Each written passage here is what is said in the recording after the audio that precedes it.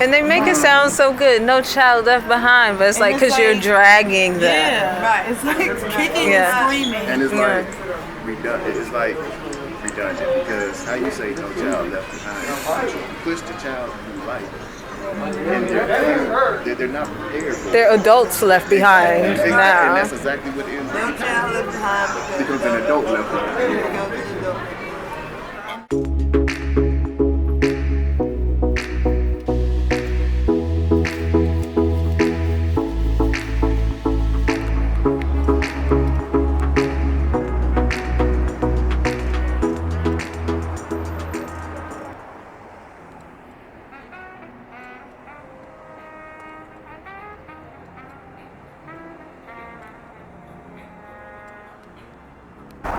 Look at that.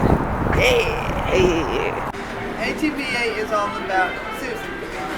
And what I want to do is create a hub of resources that I will get funded from the government to dispatch to communities to fill a need for that specific community.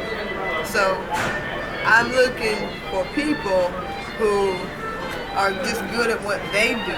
I'm not asking them to do anything different than what they already do. Just come and do it as a service for free at ATBA, and in turn, when someone has the need that you provide, I dispatch and pay for all your expenses to go help you. So what I am doing right now is in the process of research, basically, to see what the different needs in community is, so I know what resources to be looking for to work with ATBA. Gotcha. So my question to you guys is, what is it in your community that you like but you feel gets neglected that needs to be amplified? Or what is missing in your community that you want to see? What you got to say? What you gonna say about it, huh? What you gonna say? You like, I'm in whatever community. Like I said, unfortunately for me, I feel like I'm not in my community enough to even know what need it could be that could be fulfilled. And that's on me. Because I don't want to say I'm what's that word? Individualistic. But I'm really like, if it's not within my family hub, I don't know about it. I'm not looking for it, I guess you could say. Okay. But I know there's definitely things within my community that should be fixed, they should be filled. I just don't know exactly what that is. Gotcha. I know there's like probably more than likely a lack, and just because we're human beings, there's always going to be a lack somewhere. Right. But I can't pinpoint what exactly it is. So let me ask you this. Why is it that you haven't been in there? Because that's an answer we've been getting a lot. Yeah. Just like, yeah. I honestly, I think it's because I'm just so much like, this is my circle, this is my core, and then that's it. Right. Like, it's not even so much like, I don't want to, especially here in Chicago, it's a lot going on in Chicago. Right. But I think for me, I'm kind of like, I almost think of it, well, what can I do myself? Like, is there anything I could do? Is there, like, let's say I did want to go like, oh, okay, we need to stop the killing, like, put down the guns, all the slogans they have in Chicago. Like, could I just be a part of Put them down. Like, could I go to a rally? Could I do something like that? And I could, but I don't. And I think once again it comes back to me just being like, this is my circle. It's outside my circle. And unfortunately, until it affects my circle, then I don't think about it. So how do you, and this is, you don't want to answer this, to say, ain't none of your business. Just like that. How do you, okay, let me put it this way, just me talking to you. Do you think it's because of what you're trying to create inside your home? Maybe. I think for me, it's like, that's what's most important to me is like this. Right. You know what I mean? Right. Like doing everything I need to do for my family, like my core group of friends, doing what I need to do for them and all of that. So I really keep it very sensual now. Right. So Yeah. That makes sense. And that's just, you know, that's your set of values, which is part of the community. You have to being in a community will let you be. You know what I mean? So yeah, and safe for these beautiful moments. Yeah. So thank you. Yeah, that's a great answer. Yeah. Good job, bestie. Yeah. I like your answer too. Oh yeah, introduce yourself. Oh, hi. My name is Kelsey. This is Ashton. And that is Aiden. He's very much a young. Yep. He's on TikTok right now. But I'm a registered behavior technician. But I work at a school in the suburbs of Chicago. And we service students that have mental and physical and learning delays and other disabilities of that sort. Okay. Okay. I'm Angelique's brother. Hey, that's it. So the same question. Like, so were you born in Detroit? I'm in Detroit. Go ahead. I was born in the suburbs. Okay. So do you like it? It's okay. It's cool. It's cool. It has its ups and downs. Okay. You Have know. you lived anywhere outside the suburbs? A couple places, but not relatively too long. Right. Okay, I got you. So when you think about, since you've been there a while, I'm sure you've seen it change also. Oh, Yeah. people come, people go. Right. So what things have you seen change for the better? And what things have you seen change that you're like, that probably wasn't the best idea? Well, there's some diversities coming, so more interracial people coming in. Yeah. So that's always a good thing to see. Yeah. Also see the neighborhood get a lot better from what it used to be. Nice. From what I used to From what Right. what it used to be before it used to be okay. But now it's On the outside. you can take your kids there. You can bring kids outside. Yeah. You know what I'm saying? Yeah, they be running around. I've been seeing. I feel comfortable with the kids being outside. Like, there's no problem there. Before, not so much. Right. Not so much. So what do you think was added to the community that made it more safe? Look, it's only one or two ways you end up when you play the game. Right. So essentially, when there's no more game players, there's no game to play. Yeah. So once all the players end up with the outcome, Right. ain't nobody else to play the game. So therefore, there's nothing else to really continue Right. the game. Right. So, I mean, there's still people there, but it's not as bad as it used to be. Yeah. You know what I'm saying? Yeah. You got your knuckleheads everywhere, You but got that right. Things are a they little not- looser. Exactly. Right. They not really dispersed throughout the community how they once were. I got you. Yeah, that's good. That's good. Neighborhood watch. Yeah. It's I always mean, a good thing. Always. Always. well, I wouldn't say as much as a neighborhood. Well, maybe it was neighborhood watch. Maybe it was. Look, I don't know. I had to think about that one. But So what do you think could add to the community now that it's on the up and up? It's going up. What could like- elevate it? probably like some more like real education. Like not this mathematics and history. I mean, history's always good. You definitely History, need yeah. not the history teachers. You know what I'm saying? Like they need to start like teaching real economics, like stocks and home ownership and all these funds that's out here that I'm just discovering. Like I knew a few of them, but now, like it's like my whole world over there. Yeah. And like I want to bring a bunch of people with me, but I can't bring nobody with me until I get my bags back. Come on. Hey, gotta start with you. So Yeah. that's what I'm in the midst of. So that's what I would like to see. And we're gonna do a small plug for Colorful Queens and Kings. We are educating the youth on creative mindset and leadership building, learning financial skills, business mindset, and how to be creative thinkers. Okay, thank I you. think that said it all. I like that. Real education, because I'm with you on that. You need to because, be you know, able to do more than memorize it. They teach you things. I mean, it's not wrong with memorizing things, you know, Right, right. but 2 + 2 only gonna get you so far. It's only gonna get you to so far. Like, and then I mean, yeah, you got your home eds and your electorals and whatnot. But what exactly are they helping you with once you leave school? Like, you do it just so you don't have to take something else. You know.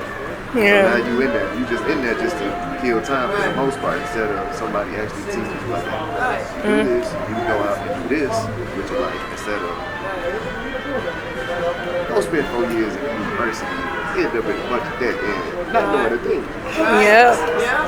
I think that's the story of a lot of people. That's- Especially if you went to college. If you went to college. No offense to anybody who went to college. To teach somebody while they're young what they About life. exactly, because once you get out there, don't nobody tell you exactly what you need to do. Because they're too busy trying to figure it out. Yeah. Don't nobody know all of this. And Yeah. if they do try and tell you how to go about life, it's more of a you need to go my way or the highway type. Right. Like it's a whole like authoritarian like attitude put towards it, and then it's like it's unwarranted and don't nobody likes it. And it's not teaching empowerment. It's like you bring this whole like when you do it like that, you want to have a positive atmosphere. And if you come at it with that type of attitude, first thing out in their mind is, I'm done. I ain't trying to hit them with something now. But if you break it down to somebody like, okay, you ain't really got to go to school. You do this, you get out of school, you do this program, you come over here, you do this for a couple years, you can make you a nice little money. And you gonna be straight. Come 24, you might have your own house. Man. 25, 26, you can have your own business. You know, it escalates from there. Yeah. But there's nobody really out there. It's like we have to just spin our wheels and get nowhere. And then we're exhausted. Yeah, so you know, essentially, I feel like I hate to say it, but school is essentially a pipeline to prison. You know, like when I go to school, when I was in school, that's how I felt. Like looking around, you got all these classrooms, ain't no windows here. You got a bell to tell you. He told my mom, like, don't go. He told my mom, don't send her to the public high school, to send me to Marion. He was like, don't send her there. She's not going there. I was like, damn. Looking now, brother. Hey, I was more ready to handle the situation, you know? And if she would have came, look, it is what it is. You mess with my sister, hey, look, I don't care. You mess with me, you mess with me. I'll catch your case. we gonna cut that.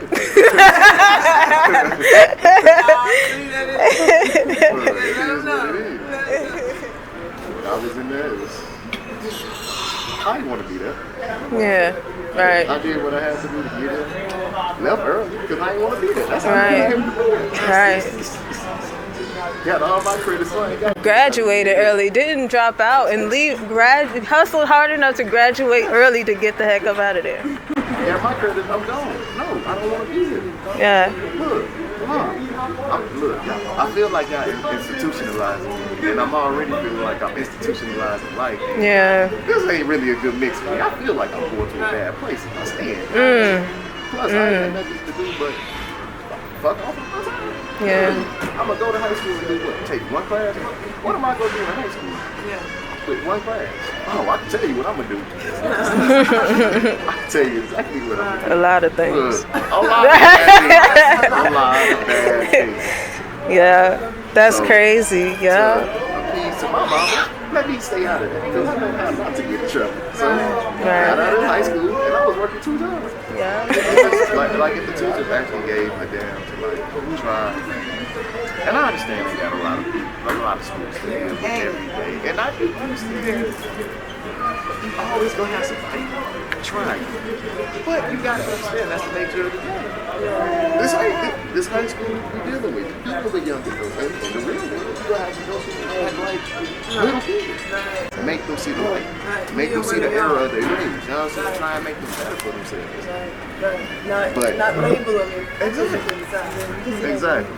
Don't Why are they acting like that? Instead of just get to the bottom. Because behind every problem in school is a problem behind it. Yeah. Always. Always. Yeah. So you think more interactive, engaged teachers would help with that? Yes, absolutely. Yeah. Teachers who actually care. Yeah. That's a Because- big one. Yeah. Yep. Because, Speaking of that, look, no disrespect to look, shout out to no, but Kelsey. Yeah. I think No. that's how that ends up coming about. Like, it's definitely full cycle. Because I feel like a lot of people, when they go into teaching, they don't go into it with the mindset of, oh yeah, I'm about to make millions. Like, people really go into it being like, I want to do this for the kids because I have a love for the kids. I have a love for teaching. I want to do this. It's like you have people who are like up in administration.